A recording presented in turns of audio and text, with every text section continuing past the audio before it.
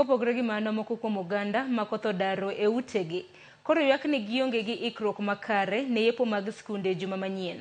Ma kata bedo ni sirikal to niano ni skunde nyaka yaw mana kaka nochana. Limbe marwa e moko kuom skunde masani itiyo godo kaka kar jot ne joma ne oula odaro.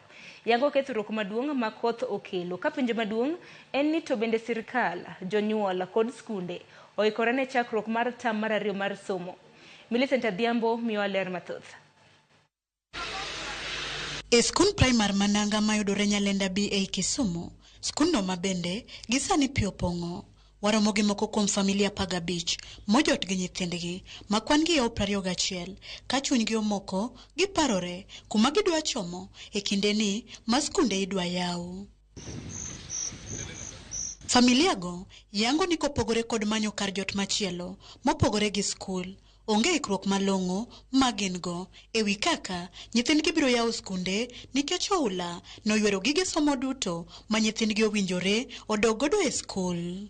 Chunya to ne gombo ni mondo gibi gi yepi, but buge gi, uniforms gi, wuoch gi nyaka bege gi te nie pi te ongede ga nie pi, nie pi te, mattress nie pi. Yari gimora mora mane ot nie pi, otumo gi te kama. Koro ikruok ma wan go en mani wakwayo church mar Catholic. Koro nyo gi yie miyo wa hall. Koro wadhiye. Odiochieng' ma kawuono mondo wawene nyithindo nafas. Ten mana ni pi noketho nwa gik moko makata buge mag nyithindo mang'eny okethore makaka wadwa yudo buge ka nyithindo donje skul ok wang'eyo. Nyithindo go onge kaka gidhi dok nikech gionge gi buge gi okethore e pi, lewni be okethore e pi. Gilero ni kata ngima nyithindgi mabiro yaw skul e kinde ni mag koth ni matek kaluore kod tuoche ma pi kelo madipoko muoch. To nyithindo be pok oikore to sikunde be opong' kaka ka dongo neno ka pi ng'eny. Koro nyithindo matindo machal jo klas 3, jo klas 4, 5 gi pod gitindo ma pigni ka gibeti to gituore nikech nyithindo ohero tugo e pi. Koro kata koyaw sikul ni gibiro ka to gitugo mana e pi sama tin malaria ogore kan man soja kacha gibiro kalo kacha mang'eny gidhi osuptal koro somo onge. An water nyithindo duge ma kata la onge ka pi to osedhi gi lewni. An watim nang'o buk te. An okawo nyaka bath mag nyathi mana an go no te odhigo. Oto muko te. Gikoyo sirikal mamalo kod jotelo mane giyiero mondo chopores gi nyithindgi onyal yaw skunde kod jowetegi mawuok kuonde maula ok oywero. Huku tu hapa hivi na vile manguo zetu zenye tulitoka nayo hatuwezi kuwa na hata na nguo ya kubadilisha. Kwa hivyo tunaomba serikali itusaidie watoto wetu warudi kwa shule.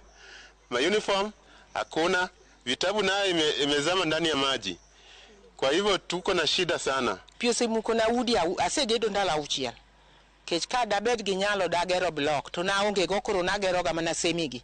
Makata sani mantie. Osemukore makata ka pi biro rumo ji biro wuok. Okang'e kaka dhi dok. Koro jotendwa mondo konywa. Koro sirikal onego kel yath magi muonyo to bende girit sikul nikech sikul sani otimo pi. Koro gine kaka ginyalo timo kata ka gichoro somo mbele to gichor gi tarige moko. E twak mar yor andika kotenore kod ikruok magin go kaka obila motelo ne yepo mar skunde, jatend obila Jafeth Koome oyango ni pek mar koth osemiyo yore koda peini okethore ma ok lure mayot. Koro mano biro kelo dhungruok mag nyamburko kod jowuoth e apeini go ka nyithindo biro dok e skul juma manyien. Koome oyango ni obila kod apisas mag NTSA oseol e konde duto mag apeini kendo kwayo weg nyamburko kod boda mondo obi oti kanyakla kod apisas go e kelo yot e yor wuoth juma manyien. Bende osiemo weg matatu kod boda mondo obi orit chike mag apaya ka giriembo motang' kaka yorno mar ni arita makare ne jowuoth anyato nyithindo mabiro dok e skunde oket nyime. Kata obedo ni magitimore, penjo mantie en ni bende chenro ma nyithindo dok e skul biro chopo kare kaka owinjore kaluore ni koth mapek bende pod medo chwe kaka ne okor kod duol mochung' ne koro futo mar kor lwasi. Millicent Adhiambo, Ramogi TV. Nyakorom Gajwang' jalup jatend piny Rigathi Gachagua okwayo jopiny mondo bed motang' mondo geng' midhiero mikelo kod oula kaluore gi koth